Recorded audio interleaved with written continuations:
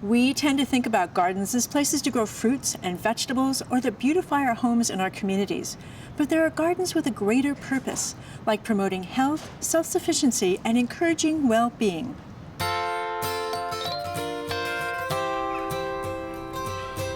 Rady Children's Hospital in San Diego is home to several garden spaces. Some are retreats from the stressful, high-tech hospital environment. Some are designed to brighten the day for a suffering child. Others inspire hope and offer comfort. Jeannie, where are we? We are at Carly's Magical Gardens at Rady Children's Hospital in San Diego, just outside the Hematology Oncology Department. This is wonderful. It's like fantasy land. Why a garden? Why a garden in a hospital? When children are in the hospital, they're bombarded with new sounds, new noises, different smells, and being outside in a garden really helps their anxiety. It's been shown to decrease the patient's pain, their sense of well-being. Many of our patients are in the hospital for weeks and months at a time. It really decreases their isolation to be out here in nature. So how did the garden come to be? Carly was a special patient of ours, and she unfortunately lost her battle with leukemia in 1996, and her generous parents, Liz and Mike Copley, wanted to honor her and to serve the other children at the hospital by providing them with this sacred healing space. Is this Carly? Yes, this is Carly. That's great. She was a cute little girl, I can tell. Very special. What do we have here? This is Marissa, and she is the magical bird. She is a very, very beautiful mosaic. I'd say. And she is interactive as well. The children can put their wishes in the front of Marissa. Look at that. For good health. It's really beautiful. Marissa, the magical bird. She'll grant all your wishes. Just leave the words. When children or adults undergo cancer treatment, their immune systems are suppressed. Live plants could pose a danger under those circumstances. Instead, this space represents a garden as sky, earth, ocean, plants, and animals, all symbols of beauty and the hope of life. There are gardens and even farms that support people with different physical and mental abilities. These are places that change people's lives, as we'll see today on A Growing Passion.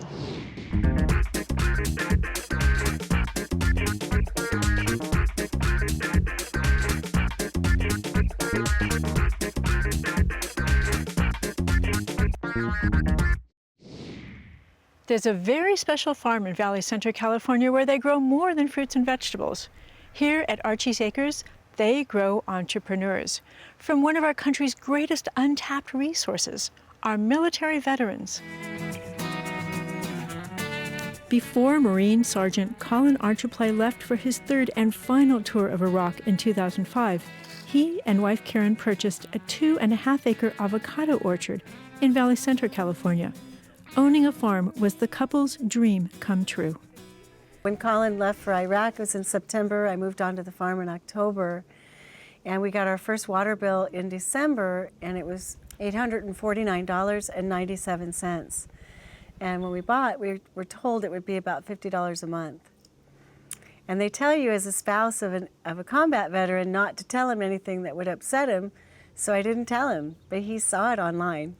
From that moment on, we became a sustainable organic farm where we looked into hydroponics, and Colin actually researched a lot of that while he was overseas still.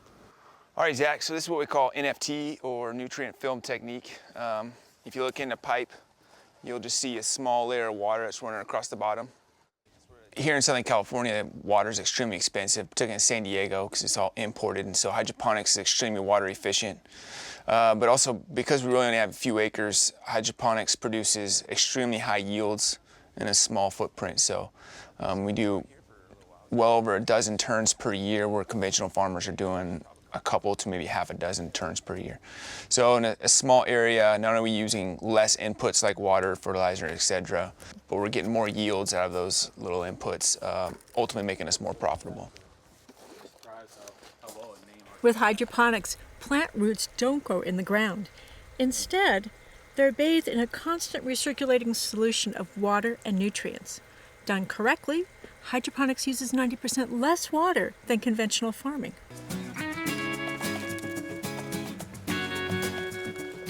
Once the Argyplays worked out their hydroponic system, they realized it could be replicated just about anywhere and by anyone, including other returning vets just like Colin. Today, Archie's Acres grows organic produce for market and grows military veterans into hydroponic entrepreneurs. Colin and Karen developed Veteran Sustainable Agricultural Training Program and teamed up with Cal State University San Marcos Extended Learning Department to offer it primarily to veterans.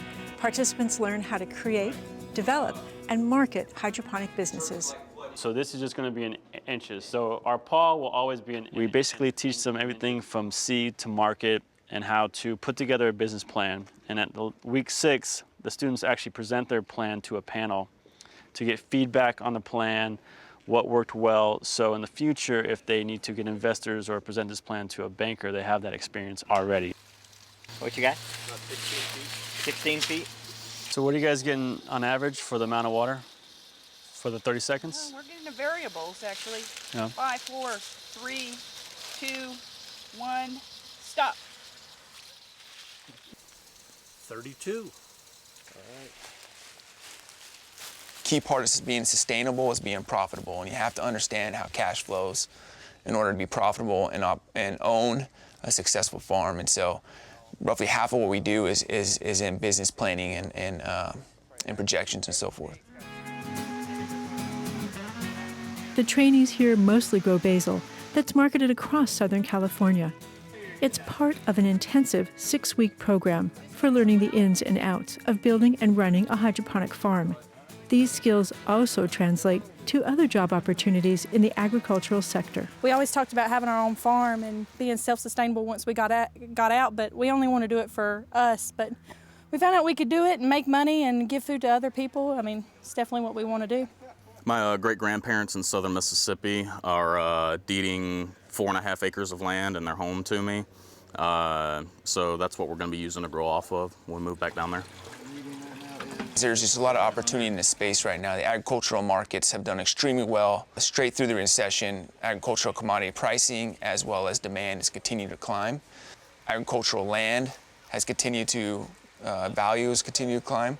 And yet there are fewer people owning businesses and farming, which means there's a great opportunity. The investment bankers of today will be driving the tractors tomorrow, and the farmers will be driving the Lamborghinis. Opportunity combined with the know-how to start farm-based businesses changes the veterans' perspectives and inspires them with new vision for the future. From week 1 to 6, it's a 180-degree change in the sense that they're wearing their sunglasses in the classroom, and on week 6, they're presenting in front of 60 people, and they're doing a great job at it. So it's definitely a huge shift, and I think the environment helps with that a lot. Now, if we can help the school through the agricultural department set up their own greenhouses, teach these kids. But we have different restaurants, hotels, buyers of different grocery stores that come in and listen to those business plans and actually give them feedback that makes their business plan more viable. Because we consider the first day of our relationship is really the day they graduate, because that's when it matters. It's been a tough course, and compared to anything I did in college, it was much more demanding. So we're excited and ready to move on with our future endeavors, and we have the knowledge to do that now. Very, very excited. We absolutely loved being here and doing this, getting up in front of the panel and speaking, and we're excited to get our company rolling and to get our products on the shelves. By creating small businesses, if we can create a few of those out of this program, then we created employers. And every job created on a farm creates nearly 3 elsewhere in the economy. And I just think, America is built on the backbone of agriculture. I mean, it's 10% of our GDP, roughly $3 trillion per year. And our history is rich with agriculture as part of it. And I'd like to see that continue. Again, it's a great growing part of our economy right now, and we need to seize that opportunity.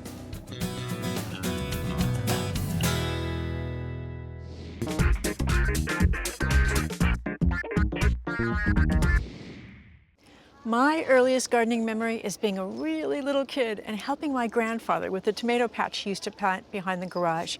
I remember him picking a warm, ripe red tomato and biting into it. The juice would flow down his chin, and the look on his face, stuck with me all these years. Used to be, the elders were the repositories of all the culture and the skills and the traditions they passed on to kids. Today, we don't live in those kind of multi-generation communities, and it just doesn't happen. It's a huge loss. Well, here at Sunshine Assisted Living in Poway, they found an innovative program to address that kind of loss.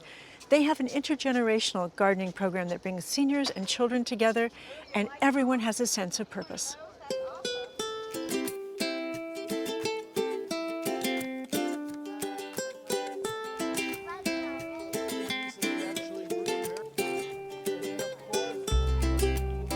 Sunshine Care covers 32 acres.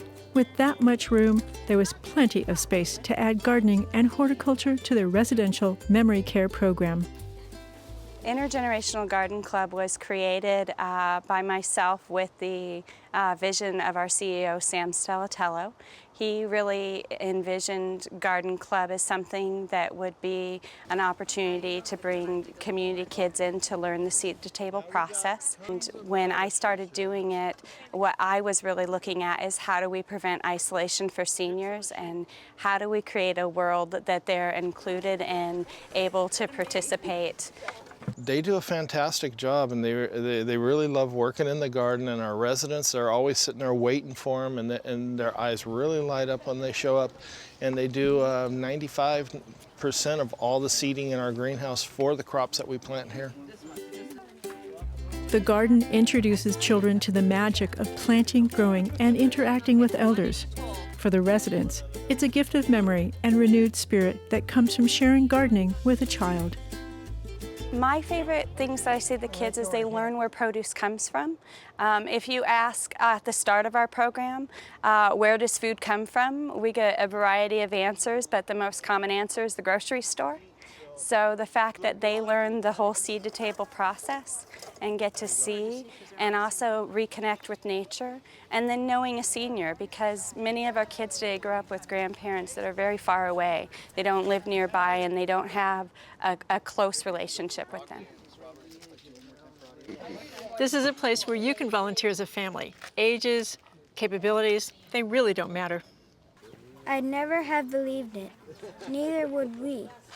So what I love about working in the memory care world is the fact that although they may not remember something like what they had for breakfast, they remember what it's like to be part of a family. It takes them back to a time where they were in charge and a part of a family, and I think that's really important to give them those moments. Where did you live in Alaska?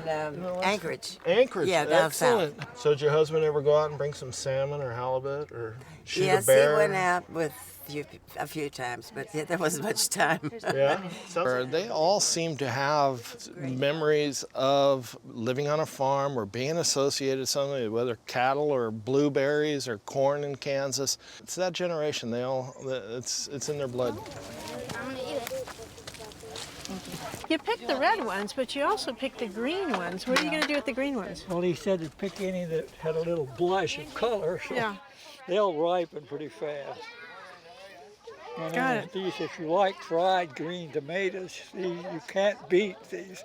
Just when they start to turn pink, and you slice them, and you cook them like eggplants, you know, in slices, and they got more flavor than eggplant. I'll have to try that. I've always wanted to try that. Yeah. You sure got a lot of them. The fact is, it was always at home. I couldn't hardly wait to let them get ripe. We start eating them before they get ripe. We're fried green tomatoes.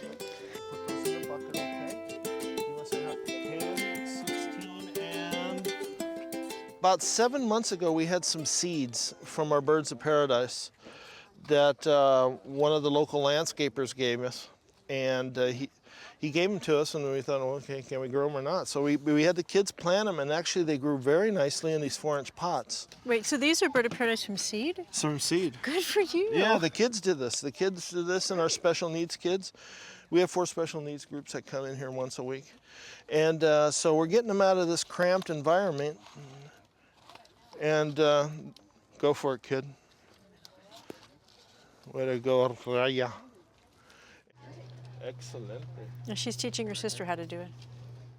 Oh, and the big thing today is the most fun thing. We get to release ladybugs in the greenhouse, and the residents as well as the kids really enjoy that. Tomatoes.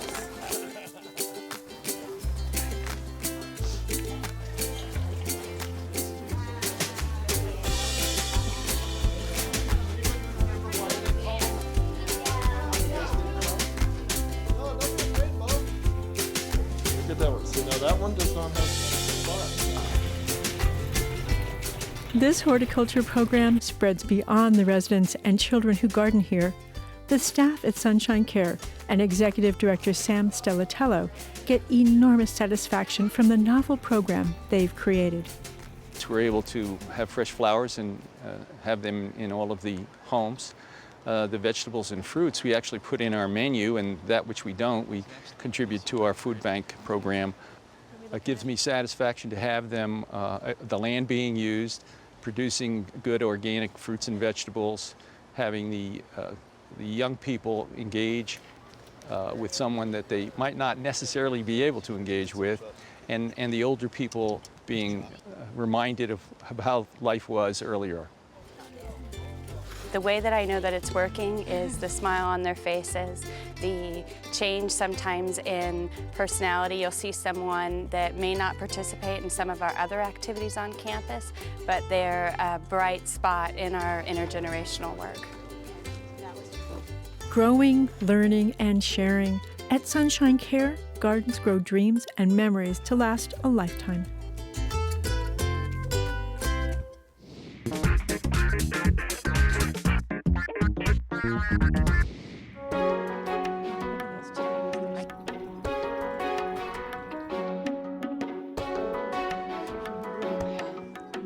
At St. Madeleine Sophie Center in El Cajon, California, adults with developmental disabilities learn important work skills and build confidence. They make friends and they learn to function in the wider world. It's all part of helping them realize their full potential. Some of that learning happens at St. Madeleine's 2-acre organic garden and retail nursery. St. Madeleine Sophie Center is a center for developmentally disabled adults from the ages of 22 to 80. It's a life program where we teach them life skills, job opportunities, and education. You worked hard, right? Oh, yes. Okay, so give me a high five on. I just believe in all those life skills help you be a better person and also helps you to be creative and be happy and be out here in the fresh air. It's just great. These garden beds are filled with low-water shrubs, perennials, trees, and herbs, all cared for by the students who participate in this real-world work environment. Mark Fisher is garden manager. He directs the operation. Students take care of these gardens completely, huh? Yeah, they're involved with every aspect of planting and pruning and watering and whatever needs to be done. I noticed a lot of birds. Uh-huh. Is that something that you focus on a lot? We do like as much wildlife to come in our garden as possible, and we feed our birds. We're a natural habitat. We're a designated natural habitat.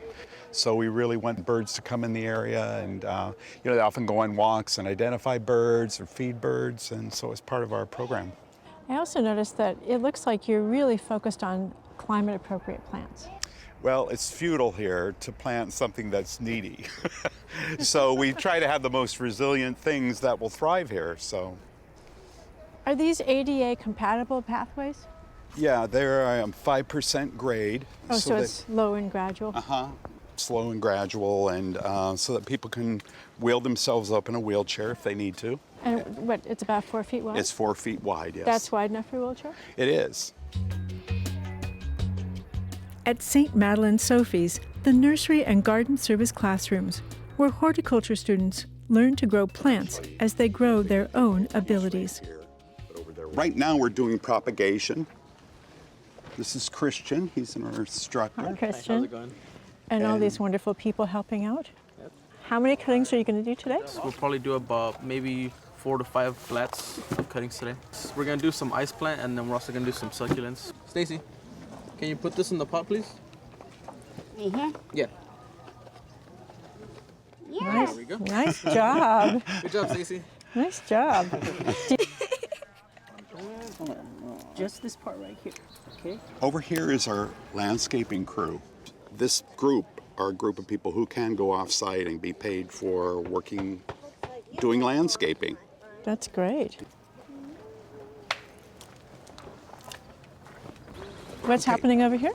Well, this is a little shade area that the consumers put together like 10 years ago. This is also a classroom space, and they're doing some transplanting, and they're putting these climbing jade into bigger pots. Wow. Can I help you guys? Sure. Why don't you show me what to do? Let's push it down a little bit. Yeah. Let me see you do it. Yeah. There you go. Very good job. Thanks.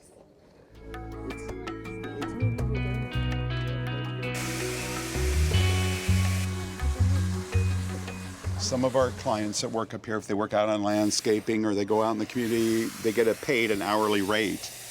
And there's a formula that we plug into, which is based upon what a normal person would make out in the community. And then they're timed against that. We plug it into the formula and come up with an hourly rate for that person. So she's now being evaluated for how quickly and efficiently she's able to do this work? Correct. And then that determines what her paycheck is going to Right. be. What a great thing. Everybody wants a paycheck. Yeah. The propagation house. This is our prop house, and this is where we start a lot of seedlings or cuttings that we saw earlier when people were making cuttings that come directly in here. And so all the cuttings, the propagation, all the succulent cuttings and all that, they come in here too? This is their destination, initial destination, and then we grow them up. And then into the sales house. Uh-huh. What a beautiful shade house. Well, thank you. St. Madeleine Sophie's Nursery and greenhouses are open 5 days a week. They're filled with beautiful displays of everything from houseplants to vegetable seedlings, garden art to succulent bowls, all grown and cared for by some of the friendliest gardeners you'll ever meet. I heard you're the best at this. I sure am. Okay. My dad taught me this. Your dad taught you this? Yeah, my dad taught me. Wow. My dad was a landscaper and also the nursery guy. Oh, was he really? Yeah, he taught me all kinds of stuff. He taught me to water it. He told me to be careful with it. I can see you're very careful. It's pretty cool. It is pretty cool. How many days are you here every week? Monday through Friday, full day. Monday through Friday, full day? Yeah. Wow, and you get paid? Yeah, big bucks. Big bucks. How big are your bucks? I go higher and higher. Higher and higher. So you make more money all the time? Yeah, I just want to. It's pretty good. Think I could get a job here? Yeah. I'll hire you. Thank you very much. I'll take you up on that offer.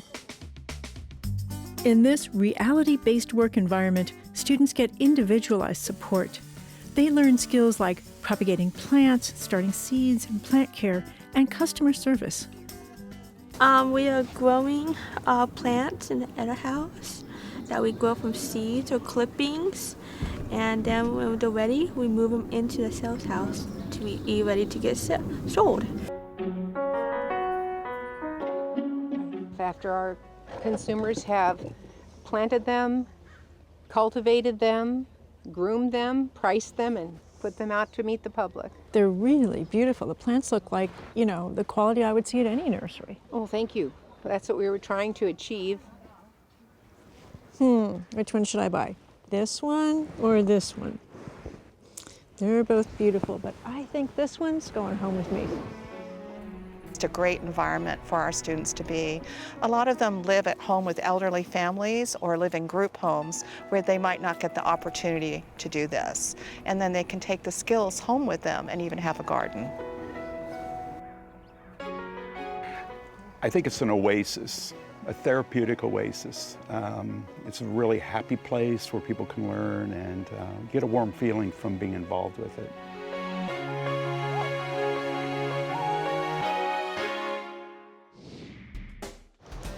Whether walking, working, sitting, or playing, we can't underestimate the connection between wellness and nature. On the farm and in the garden, the power of plants and growing changes lives. I'm Nan Sterman. Thanks for watching.